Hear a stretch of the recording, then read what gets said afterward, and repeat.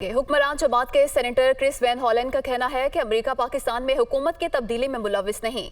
पाकिस्तान के साबिक वजीर आजम इमरान खान का ये कहना है कि उनकी हुकूमत के खात्मे में अमेरिका का हाथ है, सरासर इल्ज़ाम है।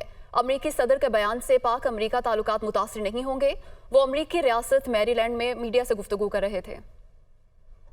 Get involved in Pakistani politics in terms of deciding who should be in the government and who shouldn't. That's the business of the people of Pakistan.